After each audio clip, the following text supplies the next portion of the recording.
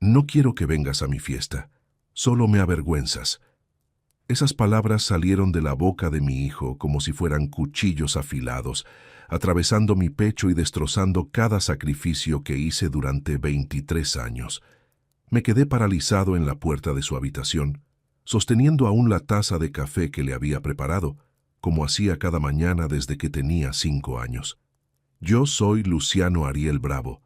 Tengo 58 años y vivo en la Ciudad de México. Durante más de 2 décadas, mi hijo fue mi razón para levantarme cada madrugada, para trabajar hasta que me dolieran los huesos, para renunciar a todo lo que alguna vez soñé. Y ahora, días antes de su cumpleaños número 23, me decía que yo era su vergüenza. Antes de continuar con mi historia, quiero pedirte algo. Si este relato te está tocando el corazón, suscríbete a este canal y déjame un comentario diciéndome desde qué país me estás viendo. Me encantaría saber que no estoy solo en esto, que hay personas ahí afuera que entienden lo que significa darlo todo por un hijo. Y si crees que esta historia merece ser escuchada, ayúdame a llegar a 300 me gusta en este video. Cada like me dice que vale la pena seguir compartiendo. Esa noche no pude dormir. Me quedé sentado en la pequeña sala de mi modesto departamento, mirando las fotografías que colgaban en la pared. Mi hijo de 5 años, sonriendo sin dientes frontales. Mi hijo de 10, abrazándome después de su primer partido de fútbol. Mi hijo de 15, recibiendo el reconocimiento académico que tanto me enorgulleció. ¿En qué momento ese niño que me abrazaba con tanta fuerza se convirtió en este joven que me miraba con desprecio? A las 4 de la mañana, cuando el silencio de la ciudad era apenas interrumpido por algún auto lejano, tomé una decisión. No fue impulsiva. No fue por venganza, fue por dignidad, fue porque finalmente entendí que el amor no puede sobrevivir donde no hay respeto, y que a veces la lección más grande que puedes darle a alguien es mostrarles lo que es perder aquello que daban por sentado. Al día siguiente, antes de que mi hijo despertara, vendí mi auto. Ese Volkswagen Jetta 2010 que había comprado de segunda mano y que mantuve funcionando con mis propias manos durante años. Lo vendí por mucho menos de lo que valía, porque necesitaba el dinero rápido y en efectivo. Luego me senté a escribir una carta.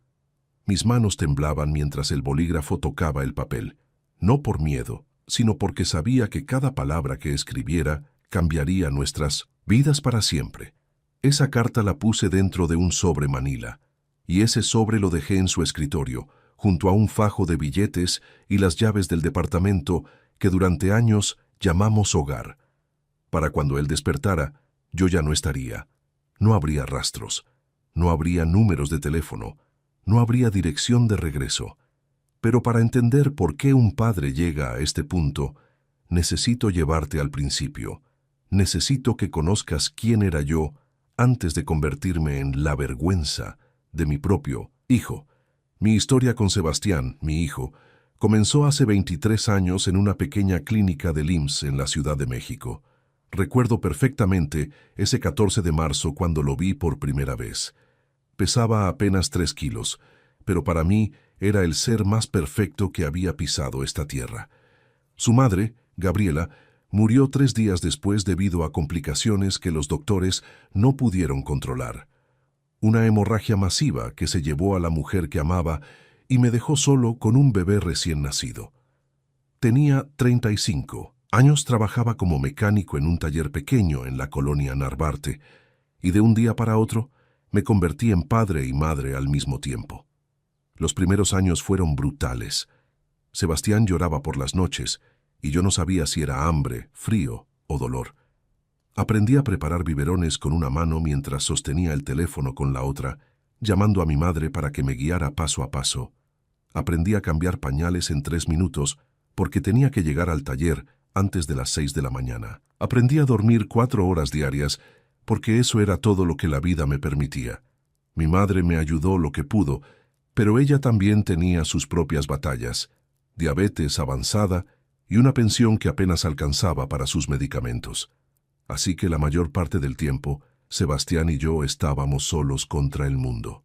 Renuncié a todo, a mis amigos que salían los fines de semana, a las mujeres que se interesaron en mí y que se alejaron cuando descubrían que venía con un paquete completo. Mis sueños de algún día tener mi propio taller, porque cada peso extra que ganaba se iba en pañales, leche, doctores, ropa, juguetes, educación. Cuando Sebastián tenía 6 años, empezó la primaria en una escuela pública cerca de casa. Recuerdo que lloró el primer día, aferrándose a mi pierna, y yo también quería llorar, pero no podía porque tenía que ser fuerte.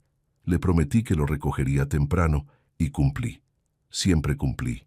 Me convertí en el papá que nunca faltaba a las juntas escolares, aunque significara perder medio día de trabajo. El papá que ayudaba con las tareas de matemáticas hasta las 11 de la noche, aunque yo apenas hubiera terminado la secundaria. El papá que le preparaba su torta favorita para llevar a la escuela, aunque eso significara levantarme a las 5 de la mañana. Cuando tenía 9 años, Sebastián me dijo que quería jugar fútbol. Inscribirlo en la liga infantil costaba 2,000 pesos al mes, más uniforme, más zapatos especiales. Era casi un tercio de mi salario. Pero cuando vi sus ojos brillar de emoción, supe que no había opción. Acepté trabajar horas extras los sábados.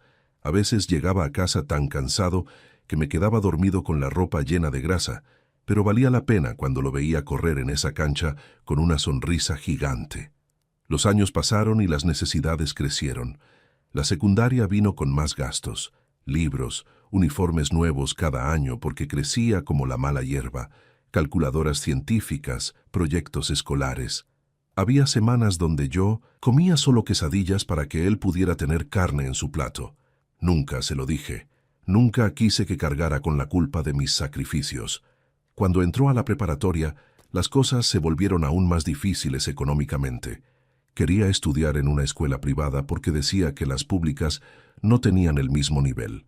Me partió el alma, pero encontré la manera. Hablé con el dueño del taller y me dieron la oportunidad de hacer trabajos independientes por las noches.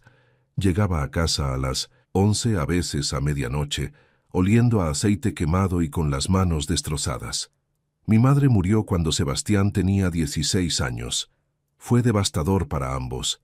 Ella había sido la única figura materna que él conoció. En el funeral, él lloró en mis brazos como no lo hacía desde que era niño, y yo sentí que, a pesar de todo, habíamos logrado mantener ese vínculo inquebrantable. O eso creía. Durante esos años de preparatoria, empecé a notar cambios sutiles. Sebastián pasaba más tiempo con sus amigos de la escuela, chicos que llegaban en autos del año y que hablaban de vacaciones en Cancún y Acapulco. Yo me alegraba de que tuviera amigos, de que su mundo se expandiera más allá de nuestro pequeño departamento de 2 habitaciones. Pero había algo en su mirada cuando me veía llegar del trabajo, sucio y cansado, que empezaba a cambiar. Ya no corría a abrazarme como antes. Ahora apenas levantaba la vista de su teléfono para saludar.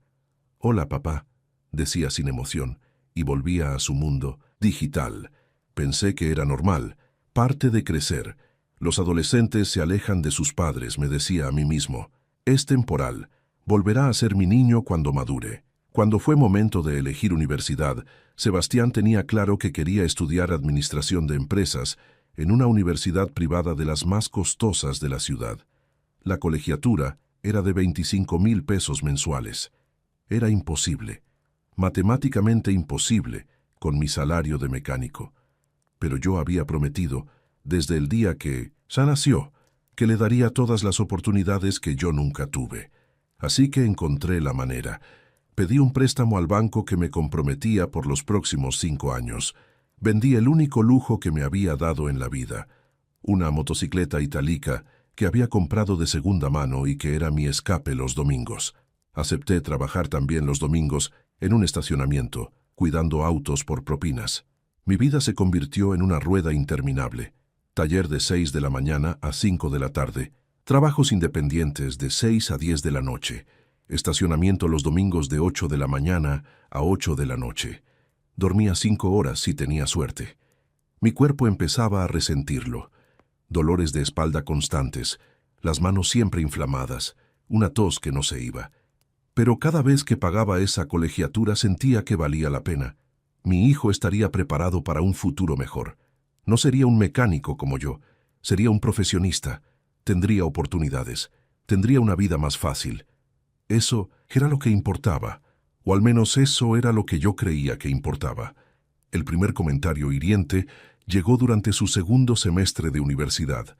Sebastián había hecho amigos nuevos, compañeros de clase que, según me contaba, eran hijos de empresarios, doctores, abogados.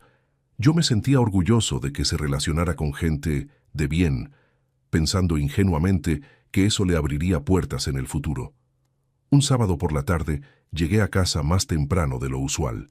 El taller había cerrado por una falla eléctrica y aproveché para descansar un poco. Sebastián estaba en la sala con 3 amigos estudiando según dijo. Cuando abrí la puerta, todos voltearon a verme. Yo venía con mi overol azul manchado de aceite, las manos sucias a pesar de haberlas lavado, el cabello despeinado y probablemente oliendo a gasolina y sudor. Me disculpé por interrumpir y fui directo a mi habitación para darme una ducha, pero alcancé a escuchar el comentario de uno de ellos. «Amigo, ¿tu papá es mecánico?» Y la respuesta de Sebastián, con un tono que jamás había escuchado en él. «Sí, bueno, trabaja en eso. Es temporal mientras encuentra algo mejor». Me quedé congelado detrás de la puerta de mi habitación. ¿Temporal? ¿Algo mejor? Llevaba más de 20 años siendo mecánico. Era mi profesión, mi sustento. La razón por la cual él podía estudiar en esa universidad cara y tener todo lo que tenía. Esa noche, durante la cena, le pregunté sobre sus amigos. Me respondió con monosílabos, evitando mi mirada. No mencioné lo que había escuchado. Pensé que tal vez lo había malinterpretado, que tal vez estaba siendo demasiado sensible, pero esa fue solo la primera grieta en el muro que habíamos construido juntos durante años. Las semanas siguientes trajeron más señales. Sebastián empezó a pedirme que no lo recogiera en la universidad. Decía que se iría con sus amigos o en transporte público. Al principio lo entendí. Era un joven adulto buscando independencia, pero luego me enteré de la verdad. Un día, llegué temprano a recogerlo porque tenía una cita médica cerca. Lo vi a la distancia, platicando con una chica hermosa y 2 amigos más. Estacioné el auto y empecé a caminar hacia él para saludarlo. Vi cómo su rostro cambiaba al verme. No era sorpresa, era pánico.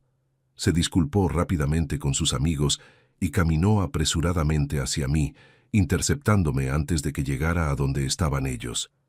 «Papá, ¿qué haces aquí?», me dijo con tono molesto.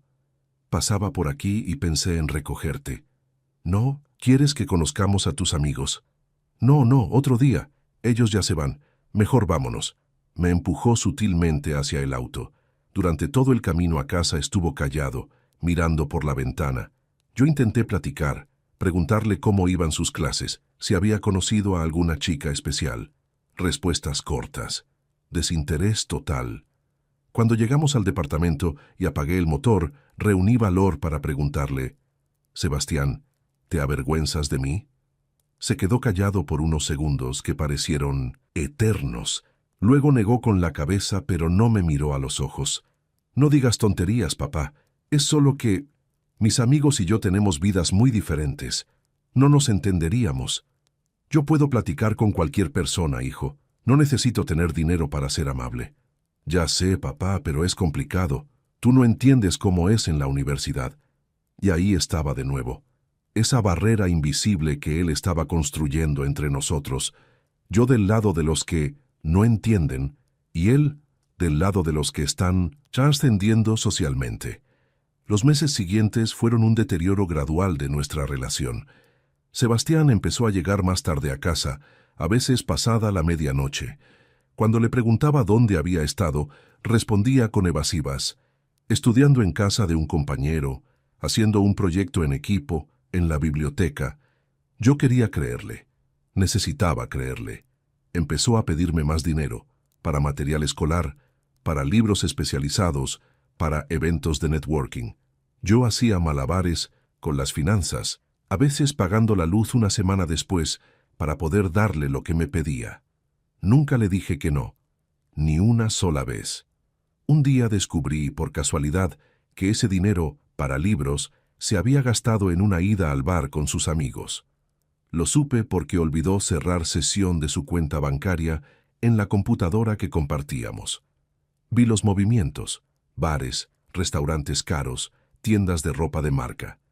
Me dolió no solo el engaño, sino darme cuenta de que estaba avergonzado de la vida sencilla que teníamos. Quería aparentar ante sus amigos que venía de una familia con dinero. La gota que derramó el vaso antes de la humillación final llegó 2 meses antes de su cumpleaños. Sebastián llevaba varios meses saliendo con una chica llamada Valeria. Por las fotos que publicaba en redes sociales, pude ver que era una joven muy bonita, siempre bien arreglada, con ropa que gritaba dinero. Un domingo, ella vino por primera vez a nuestro departamento.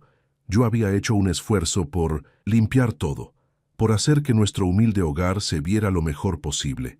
Incluso preparé unos chilaquiles, mi especialidad, pensando que tal vez almorzarían aquí. Cuando llegó, Sebastián la hizo pasar rápidamente, casi corriendo hacia su habitación, pero alcancé a saludarla. «Buenas tardes, Valeria. Soy Luciano, el papá de Sebastián. Es un placer conocerte». Ella sonrió con educación forzada. «Igualmente, señor». «¿Gustan almorzar?» Preparé chilaquiles. Sebastián intervino inmediatamente. «No, papá, gracias. Ya comimos. Solo vamos a estudiar un rato». Los vi entrar a su habitación y cerrar la puerta. Desde la sala, mientras intentaba ver televisión, alcanzaba a escuchar fragmentos de su conversación. La voz de Valeria, bajita pero audible. «¿Por qué vives aquí?» Pensé que, bueno, por tu forma de vestir y de gastar, imaginé que vivías en una zona mejor. La respuesta de Sebastián me destrozó. «Es temporal. Mi papá está ahorrando para movernos. Esto es solo mientras». Más mentiras, más vergüenza de la vida que yo le había dado con tanto esfuerzo. Se quedaron apenas 40 minutos. Cuando salieron, Sebastián se despidió rápidamente. «Ya nos vamos, papá. Vamos a estudiar a casa de Valeria. Ahí hay más espacio». Traducción: «Este departamento pequeño nos incomoda». Esa noche lloré por primera vez en años. No lágrimas dramáticas, sino ese llanto silencioso de quien siente que todo su esfuerzo ha sido en vano. Me pregunté en qué momento había fallado como padre. En 1907, ¿qué momento criar a un hijo con un techo, comida y educación no había sido suficiente? Las semanas previas a su cumpleaños, Sebastián estuvo especialmente distante. Pasaba poco tiempo en casa. Cuando coincidíamos, la conversación era mínima. Yo intentaba acercarme, preguntarle sobre sus planes, sobre la escuela, sobre Valeria. Respuestas monosilábicas, miradas evitativas, prisa por encerrarse en su cuarto, hasta que llegó ese día, ese maldito día en que todo se derrumbó definitivamente. Era un martes por la tarde. Faltaban exactamente 5 días para su cumpleaños. Yo había llegado temprano a casa, algo raro en mí, porque había terminado un trabajo importante en el taller y el jefe me dio permiso de salir antes. Tenía un plan. Quería proponerle a Sebastián que organizáramos algo juntos para su cumpleaños. Tal vez una carne asada pequeña aquí en casa, con sus amigos si quería. Yo pagaría todo, cocinaría todo. Solo quería verlo feliz. Preparé café para ambos como hacía cada mañana, desde que era niño. Ese ritual que pensé que nunca moriría. Toqué su puerta con los nudillos, suavemente. «Sebastián, ¿puedo pasar? Te traje café». «Adelante», respondió con tono cansado. Entré con una sonrisa, cargando las 2 tazas humeantes. Él estaba sentado en su cama, con la laptop abierta, probablemente chateando con alguien o viendo videos. Ni siquiera levantó la mirada cuando entré. «Hijo, quería platicar contigo sobre tu cumpleaños. Sé que es un día especial y...» Me interrumpió sin dejarme terminar. «Papá, ya tengo planes. Voy a hacer una fiesta con mis amigos de la universidad».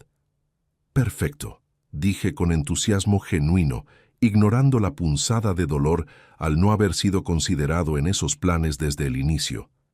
«¿Dónde será? ¿Aquí en casa? Puedo ayudarte a organizar todo. Conseguimos unas bocinas, hago carnitas, montamos algo bonito en la sala. No va a ser aquí». Su tono era frío, cortante, pero yo seguía intentando. «Está bien. Entonces, ¿dónde? ¿Rentarás algún lugar? ¿Necesitas ayuda con los gastos?» Dejó de escribir en su laptop y finalmente me miró. Pero no era la mirada de mi hijo, era la mirada de un extraño, cargada de fastidio y algo peor, desdén. Va a ser en un salón de eventos en Polanco. Valeria y sus papás nos están ayudando a organizar todo. Va a ser algo elegante para gente de la universidad. Qué bien, hijo. Me parece perfecto. ¿A qué hora quieres que llegue? Puedo pedir el día libre en el taller y... Papá, me interrumpió de nuevo. Pero esta vez su voz tenía un filo que nunca había escuchado. Se levantó de la cama, cerró la laptop y se cruzó de brazos, mirándome directamente a los ojos. No quiero que vengas a mi fiesta. El mundo se detuvo. Las palabras tardaron unos segundos en procesarse en mi cerebro, como si estuvieran en un idioma extranjero. ¿Qué dijiste? Que no quiero que vayas. Es una fiesta para mis amigos de la universidad. No vas a encajar. Solo me vas a avergonzar. La taza de café que sostenía empezó a temblar en mi mano. Sentí como el calor del líquido contrastaba con el frío que recorría mi cuerpo. Sebastián, soy tu padre, es tu cumpleaños. ¿Cómo voy a avergonzarte? Soltó una risa amarga, una que jamás le había escuchado. Era la risa de alguien cruel, de alguien que está a punto de decir algo imperdonable. En serio tengo que explicártelo. Vas a llegar con tu ropa barata, oliendo a taller, con tus modales de alguien sin educación. Mis amigos van a ir con sus papás que son empresarios, doctores, que tienen conversaciones interesantes sobre negocios y viajes. ¿Tú de qué vas a hablar? ¿De carburadores y aceite de motor? Cada palabra era una bala, cada frase, una puñalada. Todo lo que tengo, toda mi ropa, toda mi educación, te la debo a ti, le dije con la voz quebrándose. ¿Cómo puedes decirme esto?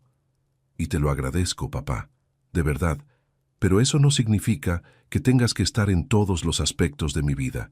Esto es importante para mí, es mi momento, y no puedo permitir que lo arruines presentándote ahí con tu aspecto.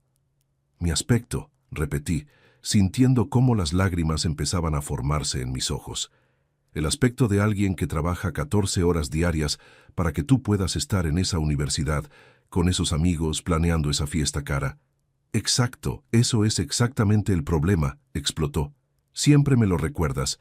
Siempre es, yo trabajo tanto, yo me sacrifico, yo hago esto por ti. ¿Sabes qué? Estoy cansado de cargar con esa culpa.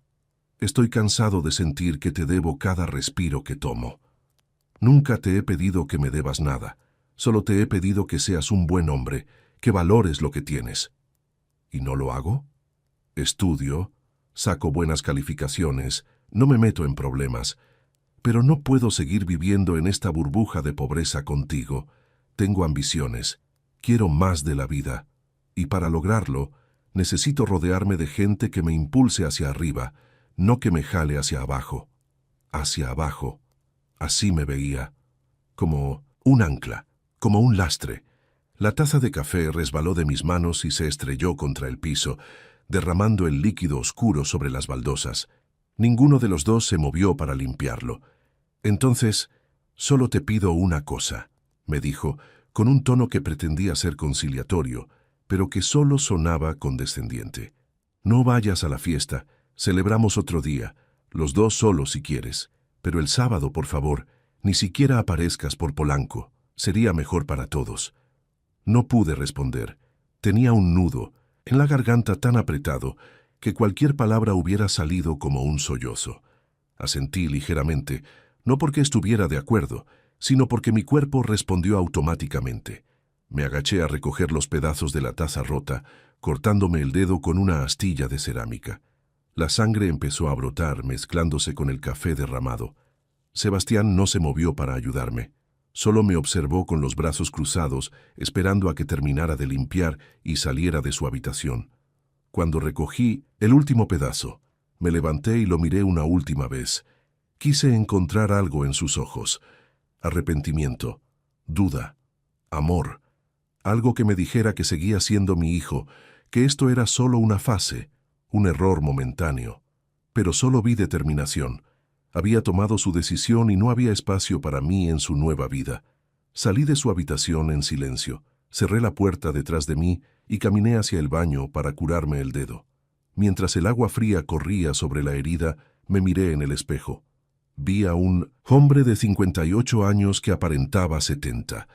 Arrugas profundas alrededor de los ojos, canas que habían invadido completamente mi cabello, manos callosas y agrietadas, la espalda ligeramente encorvada de años de agacharse bajo autos. Este era el hombre que había avergonzado a mi hijo. Este era el hombre que no merecía estar en su fiesta de cumpleaños. Esa noche no cené. Me senté en la sala, a oscuras, escuchando los sonidos que salían del cuarto de Sebastián.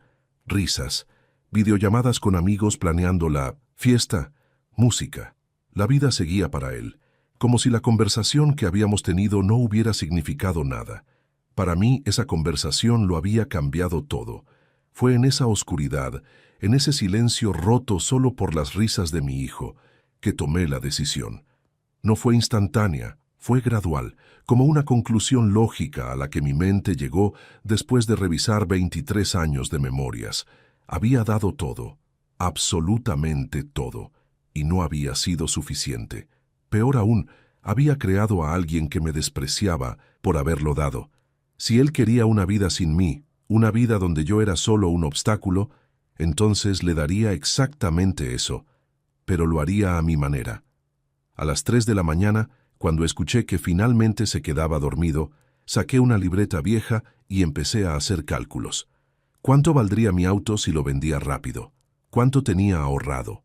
¿Qué necesitaba para desaparecer sin dejar rastro? No era venganza lo que planeaba, era liberación. Para ambos, porque a veces la lección más grande que puedes enseñarle a alguien es mostrarles exactamente lo que perdieron cuando te dieron por sentado.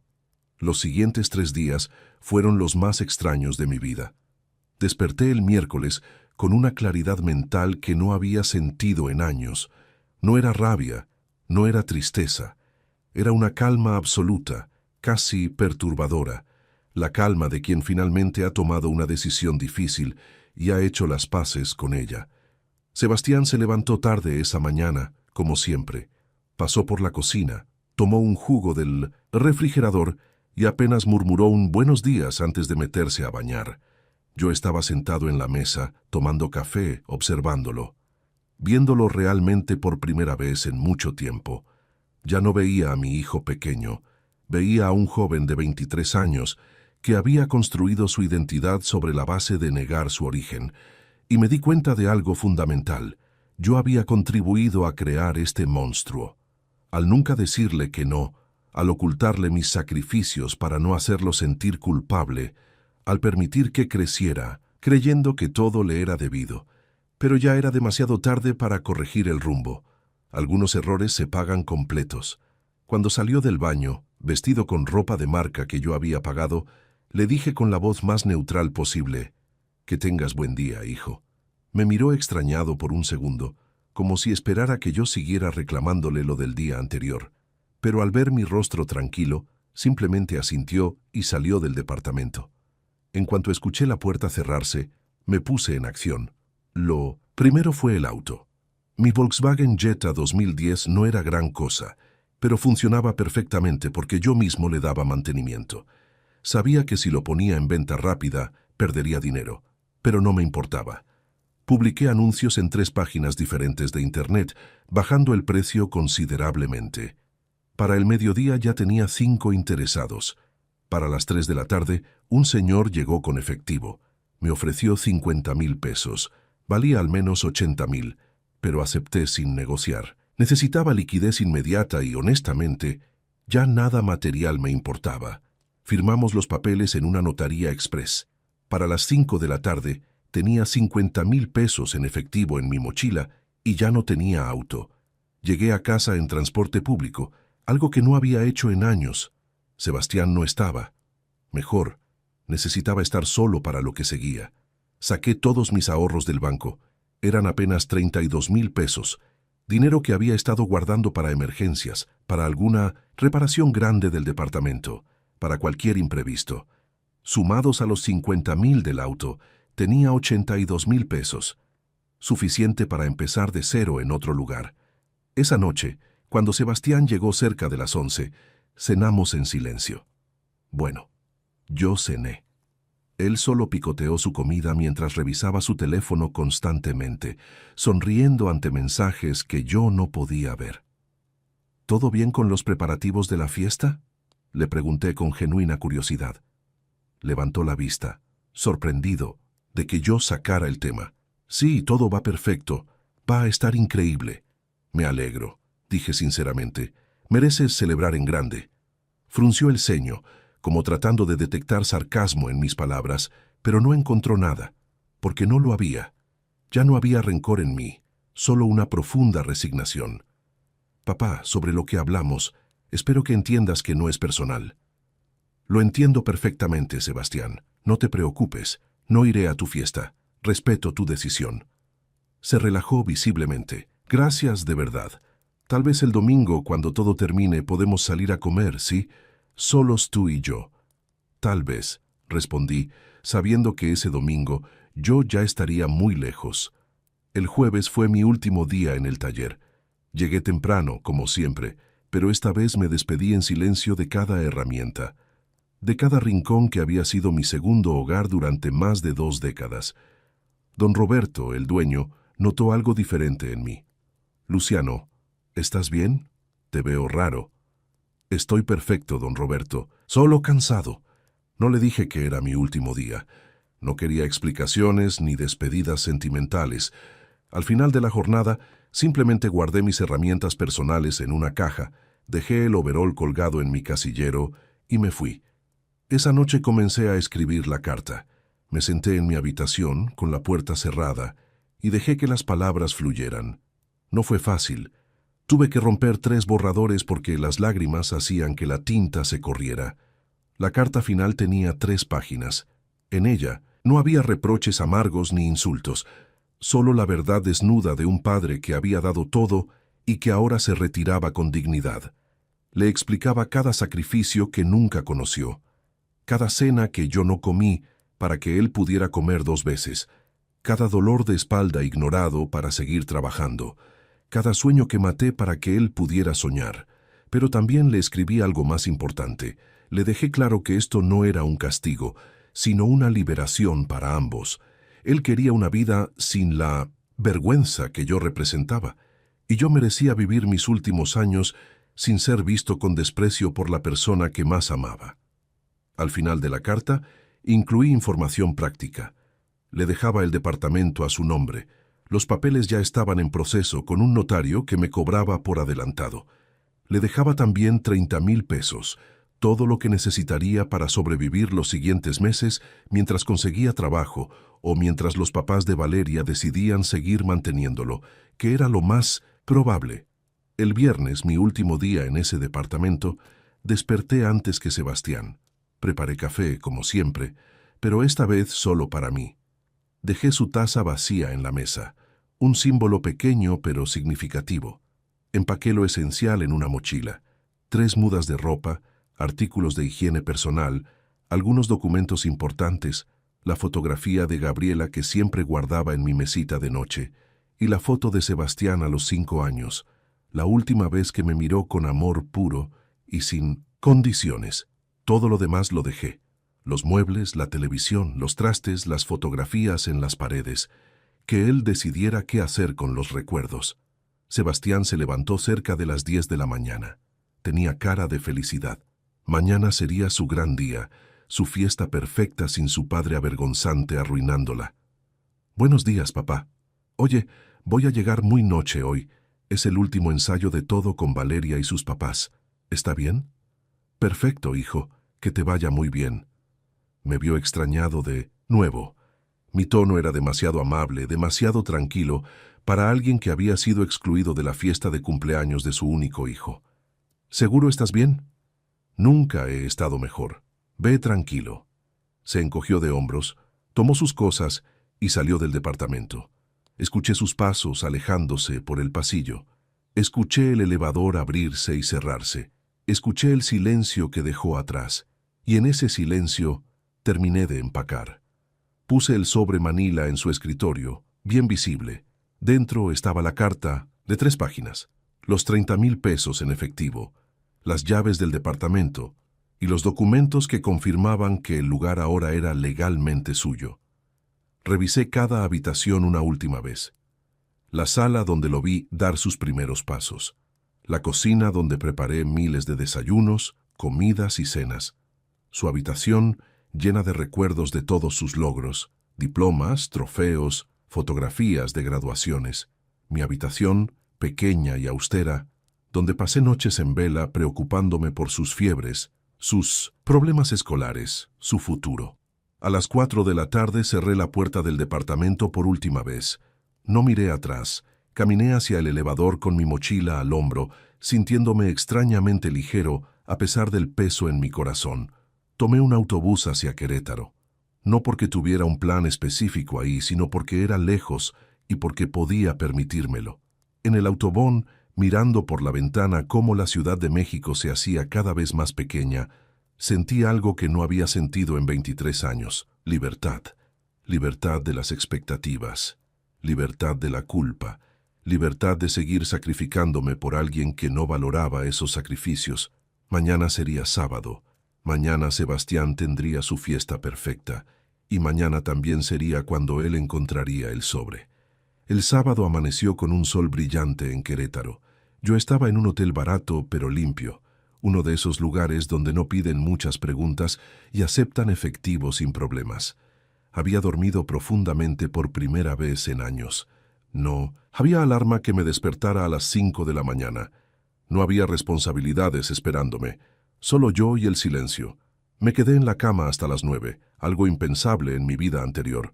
Luego bajé a desayunar al pequeño restaurante del hotel.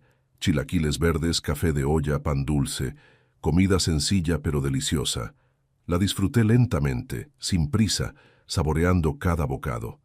Mientras desayunaba, pensé en Sebastián. Seguramente ya estaba despierto, emocionado por su gran día. Tal vez ni siquiera había notado mi ausencia todavía. Probablemente salió temprano para los últimos preparativos de la fiesta. La fiesta comenzaría a las 7 de la noche, según había escuchado. Eso significaba que faltaban aproximadamente 10 horas para que llegaran los invitados, para que él brillara frente a sus amigos ricos, para que disfrutara de su celebración sin la vergüenza de su padre mecánico. Me pregunté cuándo encontraría el sobre. ¿Antes de la fiesta? ¿Después? La incertidumbre era parte del plan. No quería saber. Solo quería que el mensaje llegara. Pasé el día caminando por el centro histórico de Querétaro. Era una ciudad hermosa que nunca había tenido tiempo de conocer.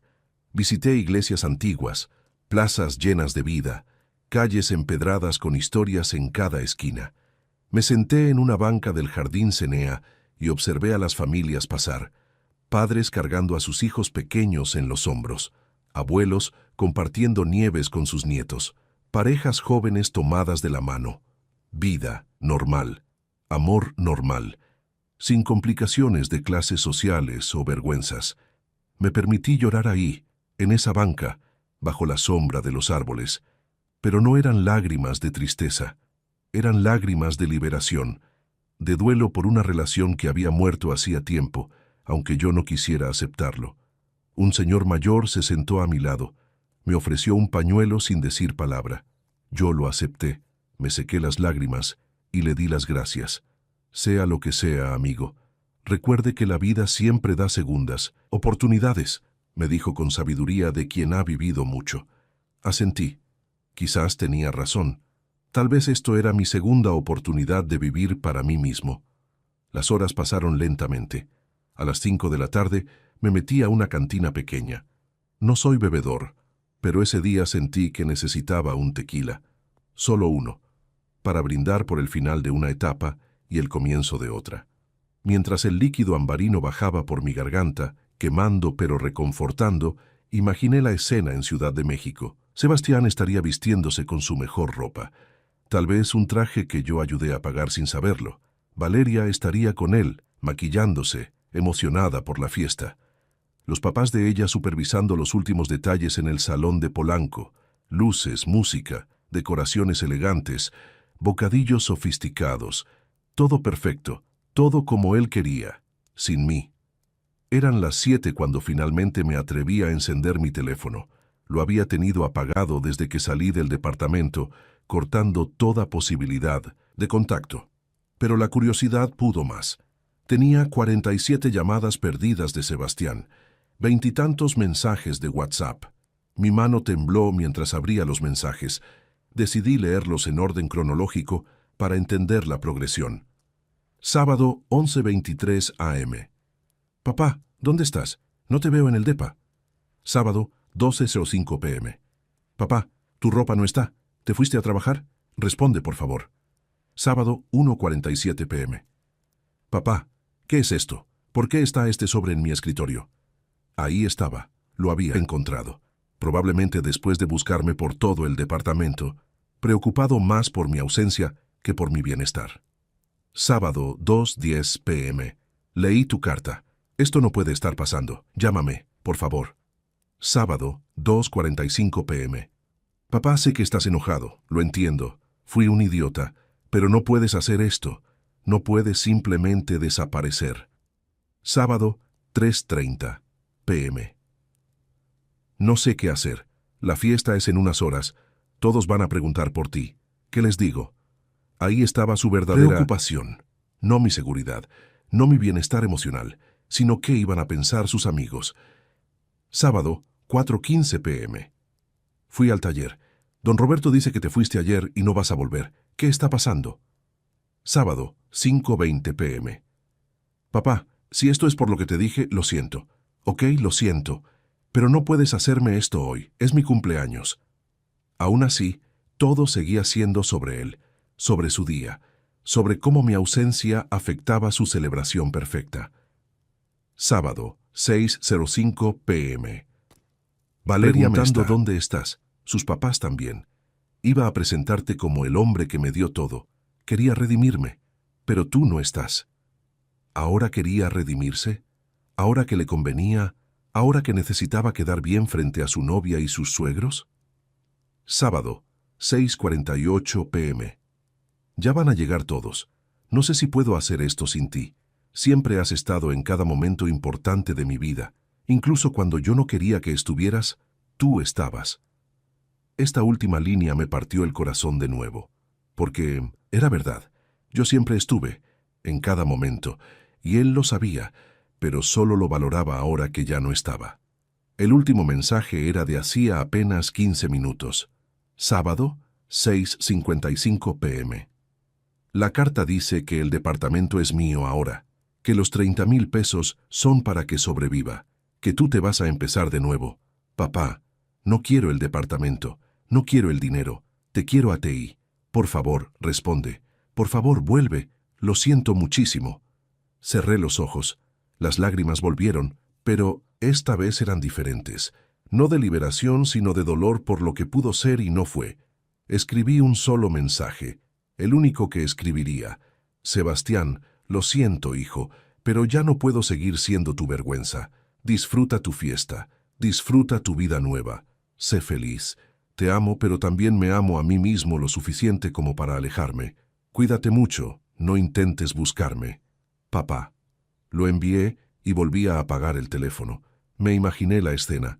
Sebastián en el salón de Polanco, rodeado de luces y música, vestido elegantemente, con Valeria a su lado, sus amigos ricos llegando con regalos caros, los meseros sirviendo bebidas sofisticadas, todo perfecto, excepto que el invitado más importante, el que había hecho posible todo eso, no estaba ahí, y nunca estaría. Me imaginé su cara leyendo mi mensaje final, el momento en que comprendería que esto no era un berrinche temporal, sino una decisión permanente, que su padre, el hombre que lo crió solo desde los 3 días de nacido, había decidido que era mejor vivir lejos del desprecio que cerca del amor condicional. La fiesta continuaría, la música sonaría, la gente reiría, pero él tendría que responder una y otra vez la pregunta incómoda. ¿Y tu papá no viene? Y tendría que inventar alguna excusa. O tal vez, solo tal vez, tendría el valor de decir la verdad. Le dije que no viniera porque me avergonzaba de él, y ahora se fue para siempre. Esa noche, en mi cuarto de hotel, imaginé la fiesta llegando a su fin. Los invitados despidiéndose, Valeria preguntándole qué pasaba, por qué estaba tan distraído.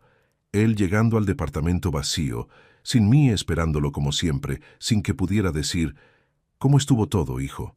Solo silencio. Solo el sobre Manila recordándole que las palabras tienen consecuencias, que el desprecio tiene un precio, y ese precio era perderme para siempre. Pasaron 3 meses desde aquella noche, 3 meses en los que construí una vida completamente nueva en Querétaro, lejos de todo lo que conocía, lejos de quien fui durante 23 años. Conseguí trabajo en un taller mecánico pequeño, pero esta vez con una diferencia fundamental. Trabajaba solo 8 horas al día. Tenía tiempo para mí, tiempo para caminar por las tardes, para leer libros que nunca tuve oportunidad de abrir, para simplemente existir sin el peso de sacrificarme constantemente por alguien más. Renté un departamento modesto de una habitación. No era gran cosa, pero era mío. No había fotografías en las paredes recordándome lo que perdí. No había fantasmas del pasado en cada rincón. Era un lienzo en blanco donde podía pintarme de nuevo. Hice amigos, gente sencilla del taller y del vecindario. Don Alfredo, un mecánico jubilado que se convirtió en mi compañero de dominó los domingos. Doña Carmela, la señora de la tienda de la esquina, que me guardaba pan dulce fresco cada mañana. Personas que me valoraban por quién era, no por lo que podía darles. Mi teléfono seguía apagado la mayor parte del tiempo. Lo encendía una vez por semana, solo para revisar si había alguna emergencia real. Los mensajes de Sebastián habían pasado de desesperados a enojados, luego a suplicantes y finalmente a resignados. Nunca respondí ninguno, hasta que un martes de agosto, 3 meses y 2 semanas después de mi partida, encendí el teléfono y encontré un mensaje diferente, más largo, más maduro. Papá, sé que probablemente nunca leas esto, pero necesito escribirlo. Vendí el departamento. No podía vivir ahí. Cada rincón me recordaba lo que te hice. Cada mañana esperaba oler tu café y recordaba que ya no estabas. Rompí con Valeria. Resulta que cuando dejé de tener dinero para mantener las apariencias, ella y sus papás desaparecieron. Qué irónico, ¿verdad? Me hice exactamente lo que yo te hice a ti. Continué leyendo, sintiendo una mezcla extraña de tristeza y satisfacción. Conseguí trabajo en una cafetería. Gano poco, pero es honesto. Me mudé a un cuarto de azotea en la colonia Doctores.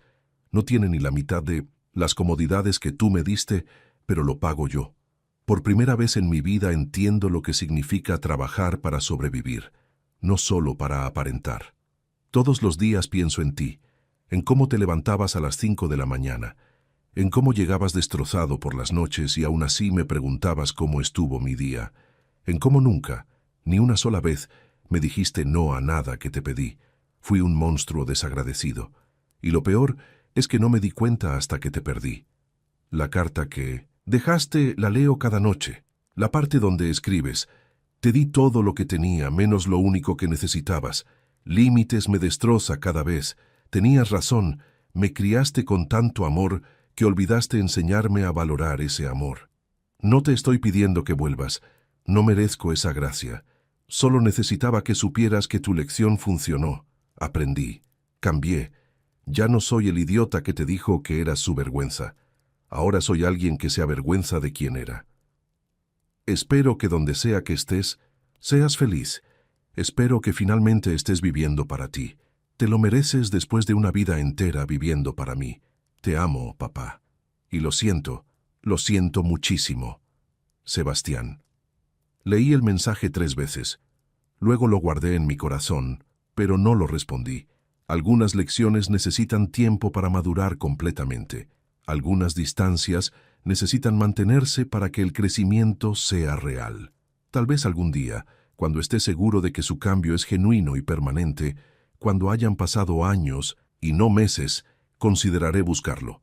O tal vez él me encontrará, pero no al padre desesperado que se sacrificaba hasta desaparecer, sino a un hombre que aprendió a valorarse a sí mismo. Porque la verdad más dura que aprendí en estos meses es esta. No puedes amar correctamente a nadie si primero no te amas a ti mismo. Y durante 23 años, yo me olvidé completamente de amarme.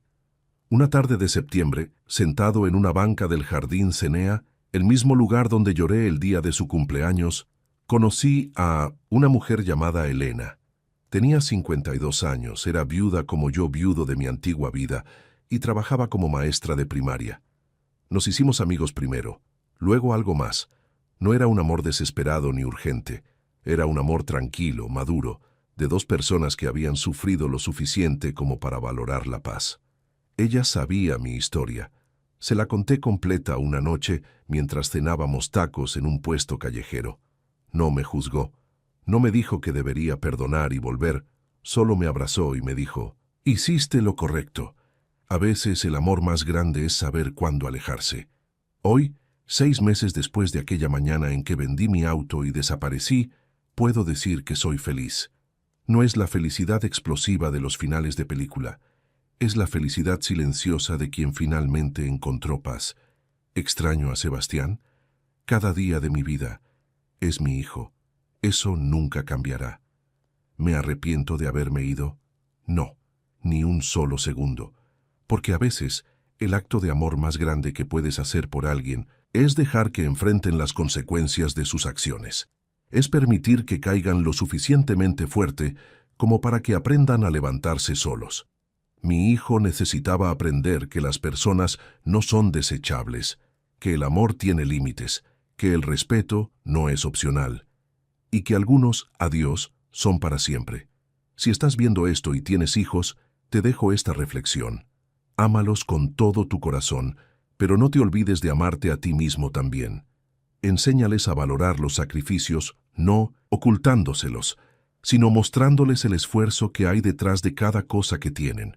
Dales todo, pero no les quites la oportunidad de aprender el valor de las cosas. Y si estás viendo esto y eres como era mi hijo, alguien que ha dado por sentado a sus padres, que se ha avergonzado de ellos, que los ha tratado como si fueran menos, despierta antes de que sea demasiado tarde. Porque el día que ellos decidan que su dignidad vale más que tu desprecio, se irán. Y créeme cuando te digo que ese vacío nunca, nunca se llena. Yo soy Luciano Ariel Bravo. Tengo 58 años. Durante 23 años fui el padre perfecto para un hijo imperfecto. Hoy soy simplemente Luciano. Y por primera vez en décadas, eso es suficiente. Algunas historias no tienen finales felices donde todos se reconcilian. Algunas historias terminan con dignidad recuperada, con lecciones aprendidas, con personas que finalmente se encuentran a sí mismas después de perderse en los demás. Esta es una de esas historias. Y está bien así. Si esta historia te conmovió, si te hizo reflexionar sobre tus propias relaciones familiares, déjame un comentario contándome qué sentiste. ¿Te identificaste con Luciano? ¿O tal vez reconociste algo de Sebastián en ti mismo? Recuerda suscribirte al canal para más historias que tocan el corazón y nos hacen mejores personas. Y si llegaste hasta aquí, significa que esta historia valió la pena. Gracias por acompañarme en este viaje emocional. Nos vemos en la próxima historia.